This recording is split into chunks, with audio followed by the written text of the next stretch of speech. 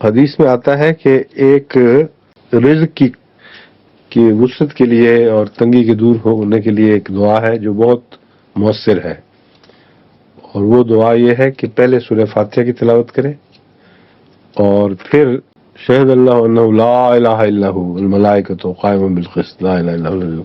اس کی تلاوت کرے، پھر یہ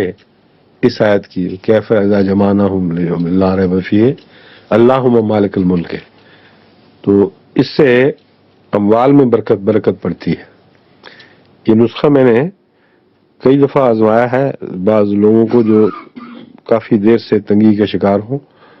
اور اللہ کے فضل سے اگر دعا کے رنگ میں جنتر منتر کے رنگ میں نہیں یہ پڑھیں تو چونکہ رسول اللہ صلی اللہ علیہ وسلم کا تجویز فرمودہ نسخہ ہے، اس سے فرق یقیناً پڑتا ہے،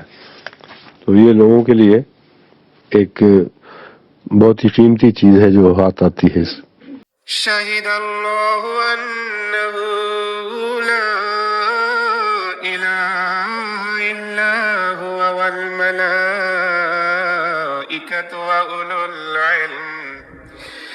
وأولو العلم قائما بالقسط لا إله إلا هو العزيز الحكيم فكيف إذا جمعناهم ليوم لا ريب فيه ووفيت كل نفس ما كسبت وهم لا يظلمون قل اللهم مالك الملك تؤتي الملك من تشاء وتنزع الملك ممن تشاء وتعز من تشاء وتذل من تشاء بيدك الخير إنك على كل شيء قدير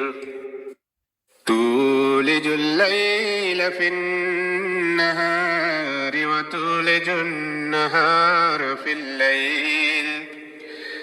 وتخرج الحي من الميت وتخرج الميت من الحي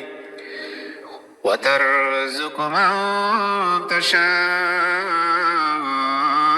بغير حساب